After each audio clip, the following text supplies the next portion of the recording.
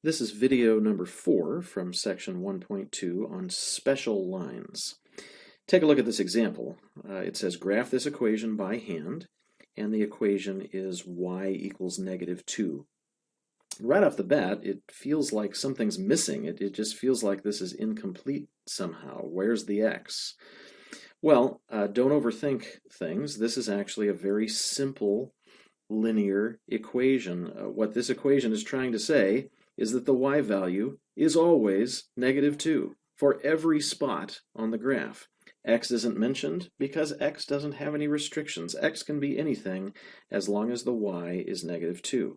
This means that if I make a table for this equation, as we were doing before, an xy table, I can fill in any numbers that I want for x as long as I fill in a y value of -2. I just picked random numbers for x. As long as y is -2, I have points that satisfy that equation. Let's see what kind of picture we get. I need to set up some axes, put on some scale.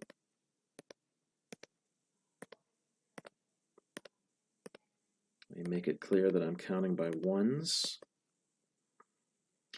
And then we'll plot the points. 0, -2 is right here. 1, -2. -3, -2. Well, if I connect the dots, what I end up with is what we call a horizontal line. I would encourage you to simply memorize the fact that if you have an equation that looks like the one we started with,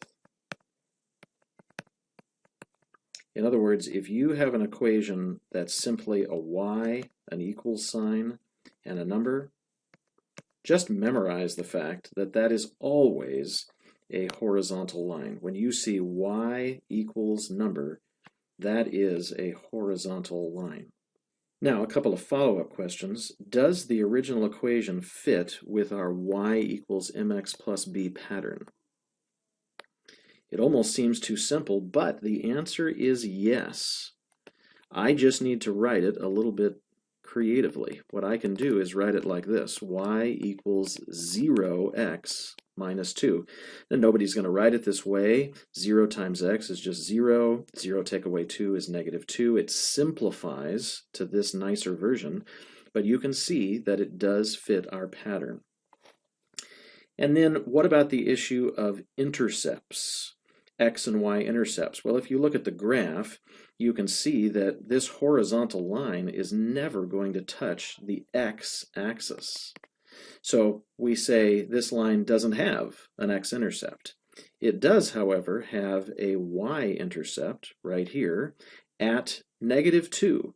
It will always occur at the spot of the number that is in the equation. Let's go down to the second example. We'll do this one a little bit faster. The second example, graph this equation by hand, x equals 3. Again, it looks very simple. If I go to make a table for this equation, well, as long as I fill in 3 where the x goes, I'm safe. The y has absolutely no restrictions. I can pick whatever numbers I want. When I go to make the graph,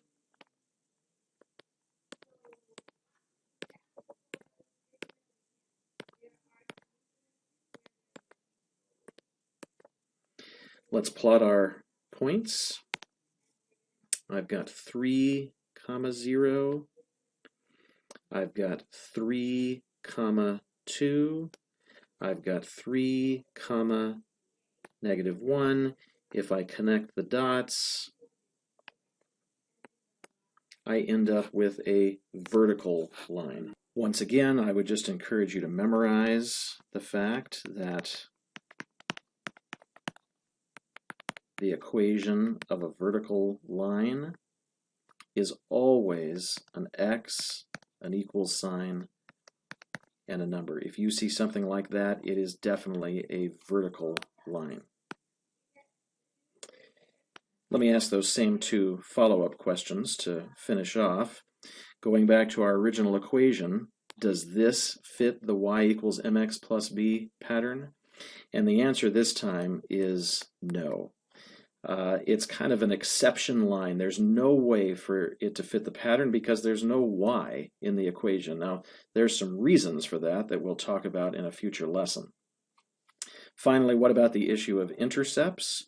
Well, you can see from the picture, a vertical line is never going to hit the y-axis, so there are no y-intercepts, but there is an x-intercept right here.